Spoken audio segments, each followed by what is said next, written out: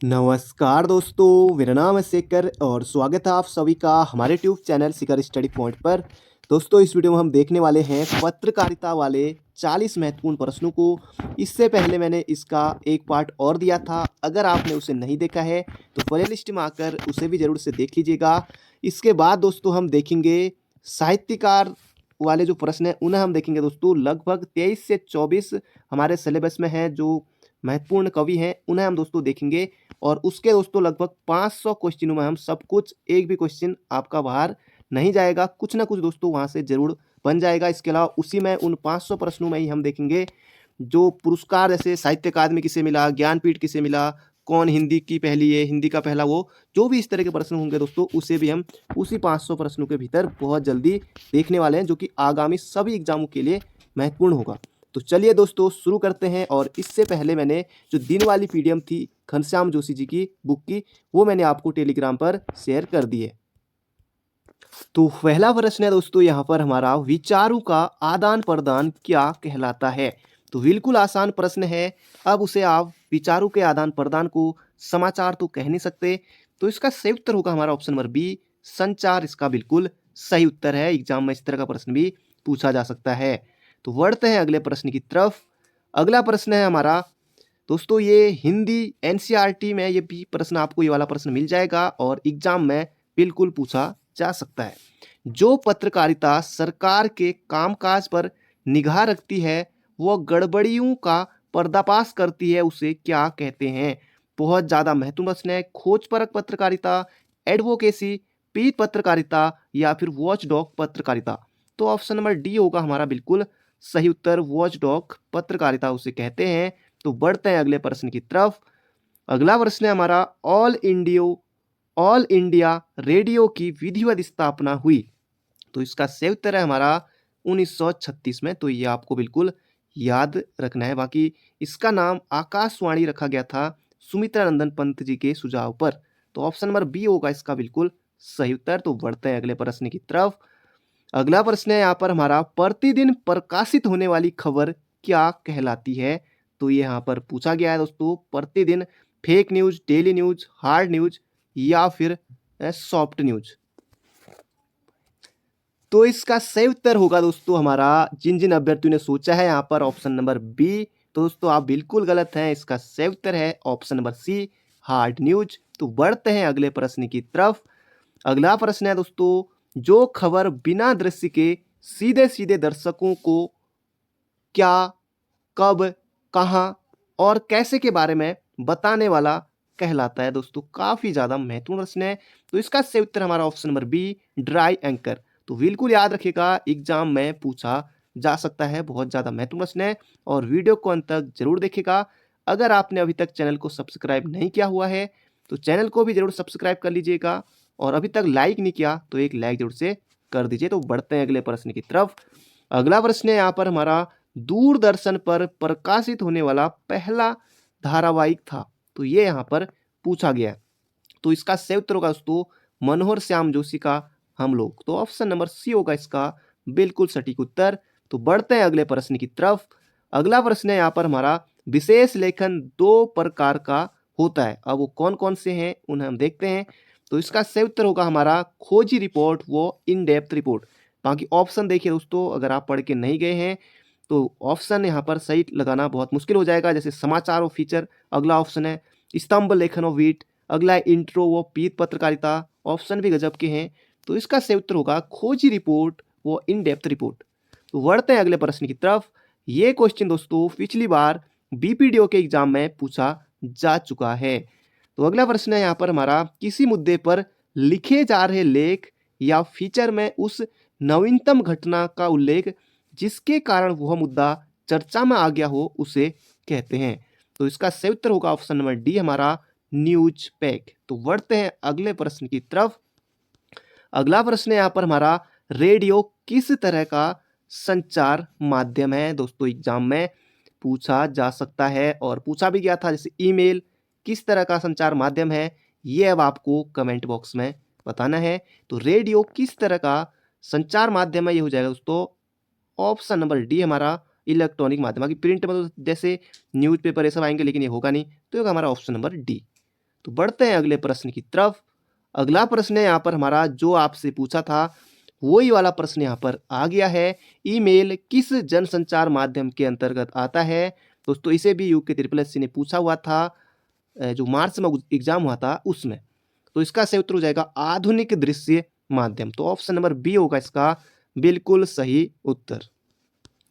अगला प्रश्न है यहाँ पर हमारा, किसी खबर का घटना स्थल से सीधा प्रसारण कहलाता है? तो इसका सही उत्तर दोस्तों आपको बताने की जरूरत है नहीं, ये हो जाएगा दोस्तों लाइव। जैसे कि यूट्यूब पर लाइव चलता है या फिर जो भी जैसे न्यूज जो आप मैच देखते हैं, ये सब दोस्तों ये हो जाएगा लाइव। तो ऑप्शन नंबर सी होगा इसका बिल्कुल सही उत्तर। अगला प्रश्न है, ये भी बहुत ज्यादा महत्वपूर्ण प्रश्न है। जब कोई सरकारी पत्र, कार्यालय ज्ञापन या ज्ञापन एक साथ अनेक परिस्थितियों को भेजा जा रहा हो, उसे क्या कहा जाता है? तो बहुत ज्यादा महत्वपूर्ण प्रश्न है और इसका सही उत्तर है यहाँ पर हमारा परिपत्र। तो याद रखिएगा, काफी ज्यादा महत्वपूर्ण प्रश्न है। और बढ़ते हैं अगले प्रश्न की तरफ। अगला प्रश्न है यहाँ पर हमारा, पुलित्जर पुरस्कार किस क्षेत्र में दिया जाता है? तो इसका सही उत्तर है हमारा पत्रकारिता के क्षेत्र में दिया जाता है पुलित्जर पुरस्कार। तो बढ़ते हैं अगले प्रश्न की तरफ। अगला प्रश्न है यहाँ पर हमारा, वह पत्रकारिता जो अमीर लोगों से संबंधित होती है वो कहलाती है? दोस्तों ये हो जाएगा यहाँ पर हमारा पेज 3 पत्रकारिता। तो ऑप्शन नंबर डी होगा हमारा बिल्कुल ही सटीक उत्तर। अगला प्रश्न है यहाँ पर हमारा, फोन पर बात करके दर्शकों तक सूचनाएं पहुंचाता है उसे क्या कहते हैं?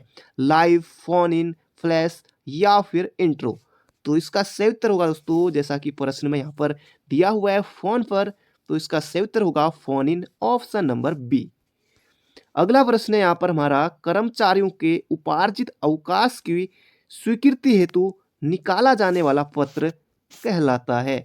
तो जैसा कि यहाँ पर प्रश्न में दिया गया है कर्मचारियों, तो ये हो जाएगा कर्मचारियों के लिए कार्यालय आदेश।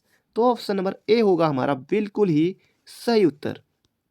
अगला प्रश्न यहाँ पर हमारा, थॉमस एल्वा एडिसन का संबंध किससे है? तो ये आपने बचपन से पढ़ा होगा। तो ऑप्शन नंबर सी होगा इसका बिल्कुल सही उत्तर, सिनेमा से। अगला प्रश्न है यहाँ पर हमारा, प्राप्त संदेश में निहित अर्थ को समझने की कोशिश, यहाँ पर आपको भरना रहेगा डैश कहलाती है?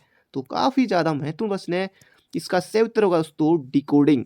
प्राप्त संदेश में निहित अर्थ को समझने की कोशिश क्या कहलाती है? तो ये कहलाती है डिकोडिंग। अगला प्रश्न है यहाँ पर हमारा, प्रिंट मीडिया के प्रमुख माध्यम होते हैं? तो बिल्कुल आसान है। अब यहाँ पर जैसे इंटरमीडिएट है, पुस्तकें हैं, पत्र पत्रिकाएं हैं, पुस्तकें और पत्र पत्रिकाएं। तो क्यों ना दोस्तों इसका सही उत्तर ऑप्शन नंबर डी किया जाए, पुस्तकें व पत्र पत्रिकाएं। अगला प्रश्न है यहाँ पर हमारा, फेसबुक की स्थापना किस वर्ष हुई थी? तो सभी लोग चिपके रहते हैं फेसबुक पर। अब फेसबुक का नाम भी दोस्तों बदल गया है। और फेसबुक की स्थापना दोस्तों कब हुई थी, ये यहाँ पर पूछा गया है। तो ये हुई थी दोस्तों 2004 में। तो बढ़ते हैं अगले प्रश्न की तरफ। अगला प्रश्न है यहाँ पर हमारा, किसी भी घटना की रिपोर्ट को क्या कहा जाता है? ध्यान से पढ़िएगा, किसी भी घटना की रिपोर्ट को क्या कहा जाता है? दोस्तों संपादकीय, न्यूज पैक, समाचार या फिर इनमें से कोई नहीं? तो बिल्कुल आसान है समाचार। अगला प्रश्न है यहाँ पर हमारा, पासपोर्ट को हिंदी में कहते हैं? तो ये भी दोस्तों फॉरेस्ट गार्ड के एग्जाम में पूछा जा चुका है कि पासपोर्ट को हिंदी में क्या कहा जाता है? ये हो जाएगा पारपत्र, ना कि हवाई पत्र, ना कि निर्यात पत्र। तो पारपत्र इसका बिल्कुल सटीक उत्तर है। अगला प्रश्न है यहाँ पर, शुरुआत में आपको भरना रहेगा, एक प्रकार की इंटरनेट डायरी है, क्या फेसबुक है, व्हाट्सएप है, ब्लॉग्स है या बीबीसी है? अब दोस्तों ये हो जाएगा ऑप्शन नंबर सी ब्लॉग्स। अब दोस्तों ये वाले इंटरनेट डायरी, ये वाले ब्लॉग्स अलग हैं, वेब ब्लॉग।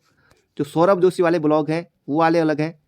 ये वाले VLOG ये वाले हैं, ये BLOG ब्लॉग पोस्ट या वेब ब्लॉग होते हैं। तो सौरभ जोशी वाले दोस्तों ये नहीं है। तो ये हो जाएगा हमारा ऑप्शन नंबर सी। अगला प्रश्न है यहाँ पर हमारा, भारतीय प्रेस परिषद की स्थापना कब हुई? तो इसका सही उत्तर हो जाएगा 4 जुलाई 1966 को। तो ऑप्शन नंबर बी होगा इसका बिल्कुल ही सही उत्तर। अगला प्रश्न है यहाँ पर हमारा, ऑल इंडिया रेडियो की शुरुआत कब हुई? तो इसका सही उत्तर है 8 जून 1936 को। तो ये बिल्कुल याद रखिएगा, बाकी यहाँ पर ऑप्शन भी और ऑप्शन वो भी 1936 सब में है। पर इसका सही उत्तर 8 जून 1936 हो जाएगा, बिल्कुल सही।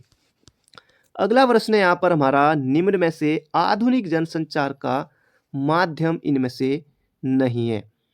आधुनिक में जैसे रेडियो है, फेसबुक है, अखबार है, तो नाटक यहाँ पर नहीं होगा। तो दोस्तों वीडियो को अंत तक जरूर देखेगा और अभी तक आपने लाइक नहीं किया तो एक लाइक जोर से कर दीजिए। लगभग इसके बाद 13 प्रश्न और बचे हैं क्योंकि हम देखेंगे पूरे 40 प्रश्नों को। अगला प्रश्न है यहाँ पर हमारा, हिंदी में नेट पत्रकारिता का प्रारंभ किस वेबसाइट से हुआ? तो इसका सही उत्तर है वेब दुनिया। अगला प्रश्न है यहाँ पर हमारा, वह खबर जो कम से कम शब्दों में दर्शकों तक महज सूचना के रूप में दी जाती है वो आपको बताने क्या कहलाती है? ये हो जाएगा दोस्तों ब्रेकिंग न्यूज। सभी लोग सुनते हैं तो ये हो जाएगा ब्रेकिंग न्यूज। बिल्कुल आसान सा प्रश्न है। अगला प्रश्न है यहाँ पर हमारा, संचार में शोर का मतलब क्या है? दोस्तों ये प्रश्न भी आयोग ने पूछा हुआ था और बहुत से प्रश्न ऐसे हैं जो किसी न किसी पेपर में जरूर पूछे जा चुके हैं। तो संचार में शोर का मतलब दोस्तों ये हो जाएगा, संचार प्रक्रिया में तेजी कतई नहीं हो सकता है, संचार प्रक्रिया में बाधा, यानी कि शोर यानी कि बाधा। तो ऑप्शन नंबर बी हो जाएगा इसका बिल्कुल सही उत्तर। तो अगला प्रश्न है दोस्तों, आप वैसे भी शोर मतलब समझ ही गए होंगे, जैसे मेरी कई वीडियो में जो कुकर की सीटी है उसकी आवाज़ या फिर नीचे गाय चल रही है उसकी आवाज़। तो अगला प्रश्न है यहाँ पर हमारा, संचार लेखन में किस शैली का प्रयोग होता है? तो इसका सही उत्तर होगा दोस्तों, काफ़ी ज़्यादा महत्वपूर्ण है, याद रखेगा, जरूर बनेगा एग्जाम में, उल्टा पिरामिड शैली इसका बिल्कुल ही इस सही उत्तर है। अगला प्रश्न है यहाँ पर हमारा, उल्टा पिरामिड शैली को कितने हिस्सों में बांटा जाता है? तो ये हो जाएगा दोस्तों 3 हिस्सों में बांटा जाता है, तो बिल्कुल याद रखेगा। और अगला प्रश्न यहाँ पर हमारा, रेडियो किस प्रकार का माध्यम है? तो पहले जो प्रश्न आया था अलग तरीके से आया था, पर दोस्तों रेडियो हम दृश्य नहीं कर सकते क्योंकि ये टीवी नहीं है। टीवी दोस्तों दृश्य श्रव्य दोनों होगा, लेकिन ये होगा श्रव्य, केवल सुनने वाला। तो ऑप्शन नंबर ए। अगला प्रश्न है यहाँ पर हमारा, मीडिया की भाषा में बीट का क्या अर्थ है? दोस्तों बीट का अर्थ पूछा जा सकता है एग्जाम में, खबर, समाचार, क्षेत्र या फिर संपादक। तो इसका सही उत्तर होगा दोस्तों, बीट का अर्थ मीडिया की भाषा में होता है क्षेत्र। अगला प्रश्न है यहाँ पर हमारा, भारत में एफएम रेडियो की स्थापना कब हुई? तो इसका सही उत्तर होगा 1993 में। तो बढ़ते हैं अगले प्रश्न की तरफ। अगला प्रश्न है यहाँ पर हमारा, काफ़ी ज़्यादा महत्वपूर्ण प्रश्न है, एग्जाम में आने वाला प्रश्न है, रिपोर्टाज किस भाषा का शब्द है? काफ़ी ज़्यादा महत्वपूर्ण प्रश्न है, पुर्तगाली नहीं है, अंग्रेजी बिल्कुल नहीं, ये हो जाएगा फ्रांसीसी भाषा का शब्द है रिपोर्टाज। पूछा जा सकता है एग्जाम में, तो इसलिए आप इसे बिल्कुल याद रखेगा। अगला प्रश्न यहाँ पर हमारा, किसी समाचार को आवश्यकता अनुसार छोटा करना कहलाता है? तो ये कहलाता है क्लिप, हमारा ऑप्शन नंबर सी। अगला प्रश्न है यहाँ पर हमारा, केंद्रीय फिल्म प्रमाणन बोर्ड, सेंसर बोर्ड, जो कि कहाँ है, मुंबई में है, की स्थापना किस वर्ष हुई? ये हो जाएगा 1952 में। तो बिल्कुल याद रखेगा 1952 इसका सही उत्तर है। अगला प्रश्न यहाँ पर हमारा, जनसंचार का सबसे द्रुतगामी माध्यम है? तो इसका सही उत्तर होगा सोशल मीडिया। तो बिल्कुल सही उत्तर है सोशल मीडिया। अगला प्रश्न यहाँ पर हमारा, संपादक किसे कहते हैं? तो ये भी यहाँ पर पूछा गया है, समाचार प्रकाशक, समाचार को एकत्रित करने वाला या फिर त्रुटि रहित कर छापने योग्य बनाने वाला? तो संपादक हो जाएगा हमारा ऑप्शन नंबर सी, त्रुटि रहित कर छापने योग्य बनाने वाला। अगला प्रश्न है यहाँ पर हमारा, किस वर्ष भारत में पहला छापाखाना खोला गया? तो ये हो जाएगा ऑप्शन नंबर ए हमारा 1556 में। तो दोस्तों ये थे हमारे आज के 40 महत्वपूर्ण प्रश्न। बाकी क्वेश्चन कैसे लगे कमेंट बॉक्स में अपनी राय जरूर दीजिएगा। और इसके अलावा अगर आपने अभी तक वीडियो को लाइक नहीं किया तो एक लाइक जरूर से करके जाइएगा, और चैनल पर नए हो तो चैनल को सब्सक्राइब जरूर कीजिएगा। तो thank you friend, thank you so much. मिलते हैं बहुत जल्दी एक नई वीडियो में। अगर आपने इसके अलावा और पार्टों को नहीं देखा है तो उन्हें भी प्लेलिस्ट में आकर जरूर से देख लीजिएगा। तो बहुत जल्दी दोस्तों हम हिंदी साहित्य के 500 महत्वपूर्ण प्रश्नों को देखने वाले हैं। उससे बाहर दोस्तों आपका कुछ नहीं जाएगा।